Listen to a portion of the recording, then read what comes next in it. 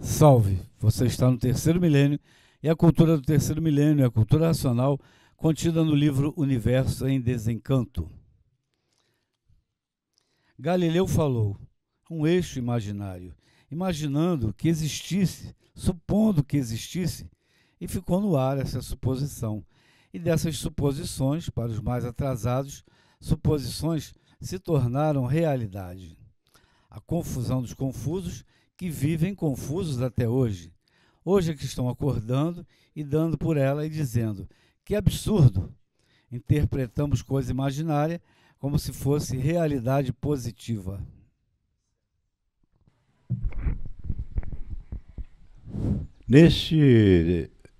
À vista disto, podemos, por exemplo, acrescentar aqui o seguinte: o grande fenômeno, o mistério indesvendável, assim em um grande fenômeno também indesvendável. Um grande enigma indesvendável. Por que indesvendável? Porque todos viviam desconhecidos de si mesmos, fazendo das aparências a sua verdade e vendo que aparências não são verdades.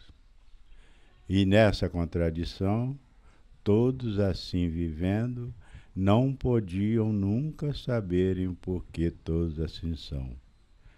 Então, a vida era tida como uma coisa das mais misteriosas que existe nesse mundo, nessa segunda galáxia, nesse grande presépio do astral térreo, com um eixo imaginário que nunca existiu, por isso ninguém nunca viu. Se existisse, seria visto.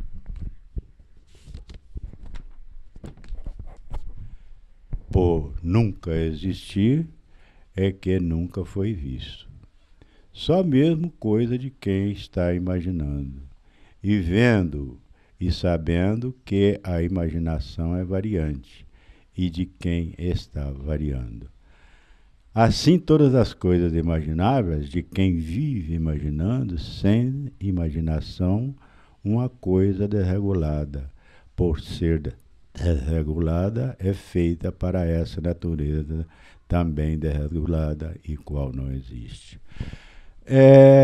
Em complementação aqui, onde ele nega essa existência desse eixo, nós podemos também lembrar que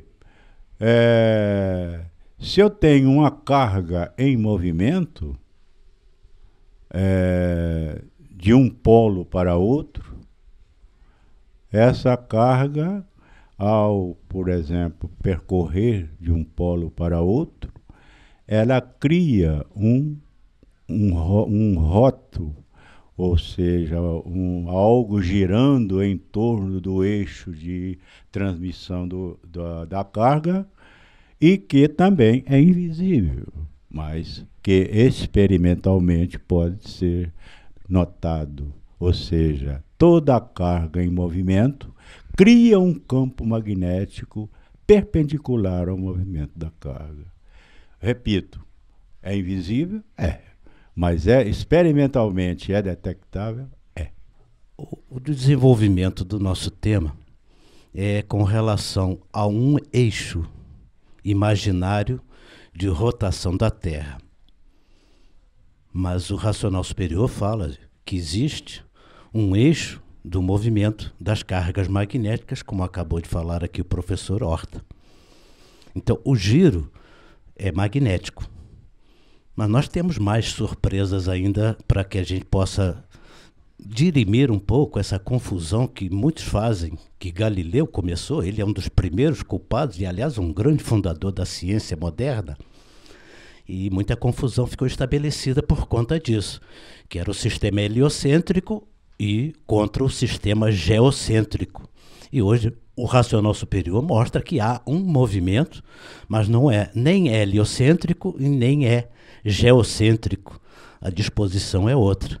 E aí eu pediria então aqui a gentileza do nosso amigo Edivaldo fazer uma pequena revelação muito simples, que era o que nunca ninguém viu. E hoje podemos ver. É verdade. Por isso que tinham que ficar experimentando. Mas experimentavam aonde? Experimentavam na mecânica material. Mas além da mecânica material, temos também a mecânica mediadora racional, temos também a mecânica racional. Em todos os experimentos sempre são no campo material. Nunca passamos do campo material. Abaixo do Sol é um campo material, aquilo que você pode ver, mas algumas coisas não vê. Fica na imaginação. Do campo astrológico, do campo mediador racional, nada o ser humano desenvolveu para desvendar nenhum mistério. Ele só desenvolveu e tentou desvendar alguns mistérios do campo material. Da mecânica racional, não, ele nem sabe que existe essa mecânica. Ele nem sabe que existe a mecânica mediadora racional. Ele nem sabe que esses corpos materializados são formados na mecânica mediadora racional. Ele nem sabe que esses corpos materializados, antes de estarem aqui na matéria, vieram do mundo racional, através de uma transformação. Então, aqui sempre experimentando aqui, experimentando ali, para ver se dava certo. Algumas coisas deram certo, outras tantas não. Por isso que até hoje estamos experimentando criações de vírus aqui, vírus ali, experimentando criações de bombas aqui, bombas ali, para ver se com isso domina uns aos outros. Mas dominar o quê? Porque se ninguém é daqui, não tem o que dominar. Daqui a pouco todo mundo sai daqui, o que foi dominado? Nada, não dominaram a mecânica material, não dominaram a mecânica celeste e não dominaram a mecânica racional, porque não tem como o ser humano dominar aquilo que ele desconhece, que está acima do conhecimento dele, que está acima das condições de entendimento dele, porque ele só vai ter esse entendimento necessário agora, na fase do terceiro milênio, através do desenvolvimento do raciocínio. Com o raciocínio desenvolvido, ele vai ver o antes do ser o que era, como deixou de ser o que era para ser o que é hoje. Aí sim, com o desenvolvimento do raciocínio, todas essas vãs teorias de filósofos, pensadores que aqui não estão e aqui nunca resolveram nada, porque se alguma coisa não tivesse resolvido, já estaríamos numa situação bem melhor. Então, o que vemos é que estamos cada vez mais de pior a pior, através da teoria de filósofos, pensadores que acham que sabe alguma coisa e não sabe de nada, porque a cada experimento é uma derrota. Melhora uma parte e piora a outra. Vê o antibiótico. É uma grande descoberta, mas resolveu o quê? Nada. Muita gente continua morrendo tomando antibiótico. E eles dizendo que o antibiótico é a solução. Uma criação do pensador. Não seguiram as orientações naturais da natureza, que quando aqui chegaram, tínhamos os pajé que tratavam com conhecimentos naturais, e eles disseram que não era necessário, que isso era uma pagelança, isso era uma mistificação que não resolvia nada. E o que resolve é o que a ciência determinou. Resolveu alguma coisa? Descobriram a cura do câncer, a cura para a gripe? Nada, não descobriram nada. Descobriram alguma coisa depois que foram à Lua? Nada. Todo mundo continua sofrendo cada vez mais, e de pior a pior, porque disseram que iam à Lua para descobrir qual é a influência da Lua sobre o ser humano, para procurar então uma solução para essa maré baixa, maré alta, maré vazante, e ninguém descobriu nada. Todo mundo continua sofrendo as consequências dos terremotos, da força natural da natureza, e continua todo mundo olhando para o céu e não sabe de nada. E de forma completamente desconhecidos de si mesmo e de todas essas mecânicas, que são as 3 mecânicas do terceiro milênio, por não saberem como originou a origem dessas mecânicas, por não saberem que a primeira mecânica foi a mecânica magnética, desenvolvida pela energia magnética. A segunda mecânica, a mecânica elétrica, desenvolvida parte pela energia elétrica e parte pela energia mediadora.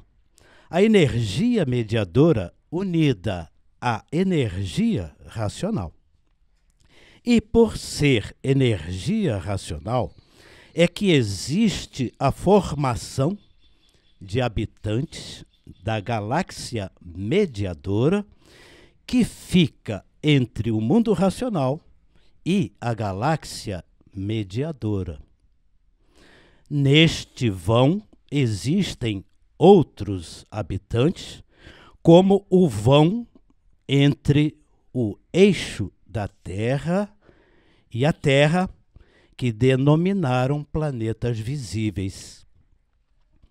Mas entre a galáxia mediadora e o mundo racional, existem outros habitantes com corpos de energia cósmica racional em forma superior à galáxia térrea, que também saíram do mundo racional.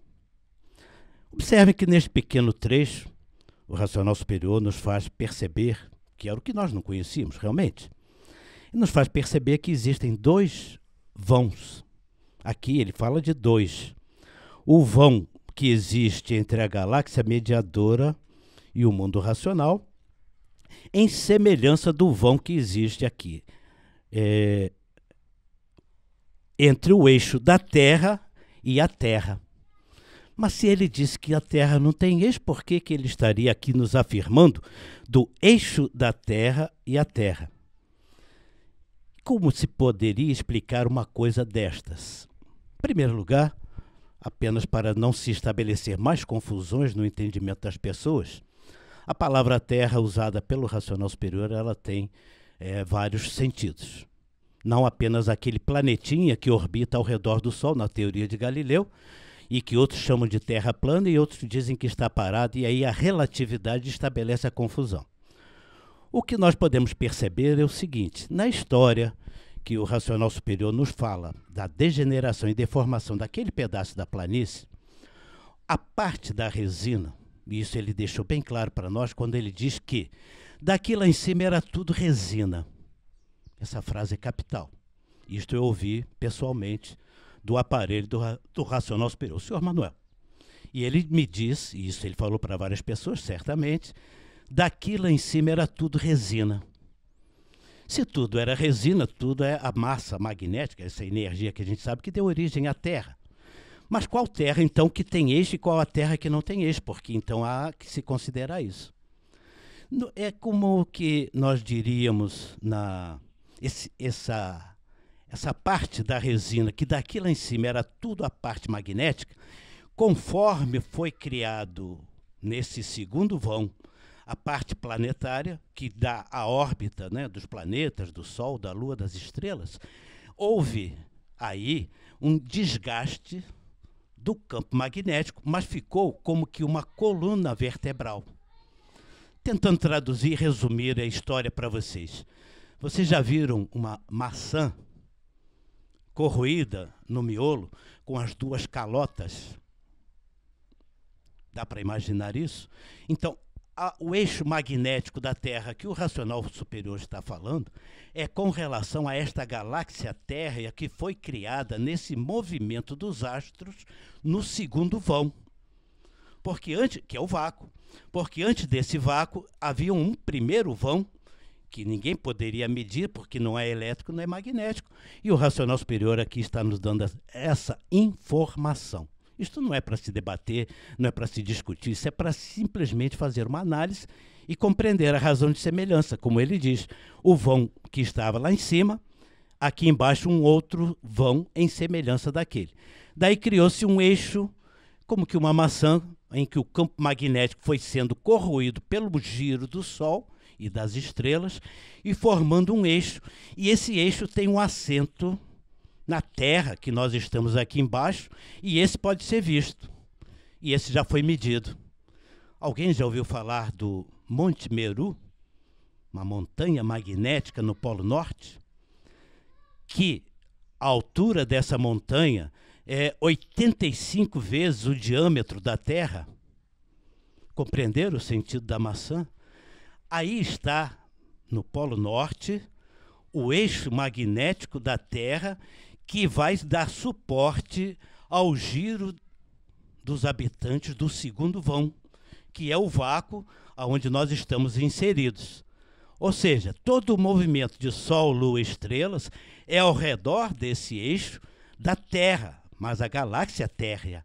E a parte da Terra onde nós estamos, ela é fixa, que é a calota debaixo da maçã. É apenas uma simples ilustração que a pessoa, quando estudar o Universo em Desencanto, este livro que eu usei aqui como referência é o 105 do Histórico, apenas estou citando, no 105 do Histórico tem esta menção, e que ele fala do primeiro vão da galáxia mediadora até o astral superior, a energia mediadora, e depois fala do vão da parte elétrica e magnética. E há uma semelhança, porque a natureza vai construindo tudo em semelhança uma da coisa da outra. E essa montanha magnética, ela preenche o requisito que o racional superior nos aponta aqui. Ela é, por ter 85 vezes o diâmetro da Terra, ela vai bem lá em cima, vamos dizer assim. E eu já vi, e quem quiser pesquisar, que pesquise. É em torno deste eixo que Sol, Lua e estrelas vão girar. São energias em movimento. E estas energias em movimento têm que ter um eixo. E o eixo é magnético. Aí a coluna vertebral da planície que veio se transformando, o Sol veio comendo, transformando em cinza. A parte onde a água penetrou a cinza, desceu, formou o vão da galáxia Terra. Mas ficou o eixo no centro, como uma maçã corroída. Essa é uma primeira sugestão para que as pessoas compreendam o mundo em que nós vivemos. Estudem um pouco e vamos continuar, bola para frente. Este é o mundo que nós não conhecíamos, acima do Sol, mas agora, em semelhança do que conhecemos aqui, existem outros mundos que nós vamos conhecer. Racional não ataca, não ofende, não humilha, não briga, não discute. Então nós não estamos fazendo apologia de um modelo, nem proselitismo racional, né? A questão é que essas cosmologias dos povos antigos estão sendo estudadas cada vez mais e tem muitas coisas em comum entre elas, e tem essa questão que fica. Esse é um dos pontos chaves, né? O Monte Meru, um eixo magnético, é virtual, não dá para ver, né? A parte do Google Earth, que dá para achar onde é que seria o centro geográfico lá do Polo Norte virtual, né? Se acha, mas tem um vulcão nesse ponto exato. Mas é um vulcão ativo ainda, mas não tem essa montanha que vai tal, mas é um eixo virtual. Assim como as informações, as fotos e tudo do seu computador, do seu celular atual, estão tudo numa nuvem, né? Está lá na nuvem, está na nuvem. Onde que é a nuvem, né? É uma nuvem virtual, né? Então, o modelo bíblico, o modelo africano, o modelo hinduísta, o modelo viking é muito semelhante ao modelo astrológico, né? Falado aí, geocêntrico, mas não é a questão, como o Porfírio abordou muito bem. Esses dois modelos, Einstein estudou os dois modelos e fez os cálculos dos dois modelos e disse que os cálculos teóricos, matemáticos, fecham. Os dois modelos são factíveis. Precisaria ter um acelerador de partículas do tamanho de uma galáxia para fazer uma prova experimental e dizer qual que é qual verdadeiro. E não tem essa tecnologia, muito menos dinheiro e tal. Então, nós não vamos fazer nenhum cavalo de batalha. São linguagem místico-religiosa, revelada dos espíritos para nós aqui na Terra, com seus aparelhos, conforme a nossa passagem aqui, que não é de agora, nós somos os mesmos a nascer desde o início, né? E a linguagem técnico-científica do artifício. Só para complementar, o nosso professor de mecânica celeste da UF e da UFRJ, professor Gaspar, né, pai do Tibério Gaspar, que era amigão do Tim Maia e tal, ele, estudioso da cultura racional, falou que os conhecimentos técnicos científicos atuais de astrofísica são inexequíveis em passar para a linguagem popular. Quer dizer que ele disse que o mistério, o enigma, o fenômeno ia continuar. Se dependesse da ciência, o povo ia continuar órfão, mas o povo depende de Deus, da natureza, né? Essa que é a verdade. Tem um grande físico brasileiro, grande divulgador da ciência, Marcelo Gleiser, sempre foi agnóstico e cético, com muitos amigos astrólogos, eu sei que acompanho revistas e tal, e ele sempre falou nessa linguagem puramente técnico-científica. Agora ele está falando como um místico.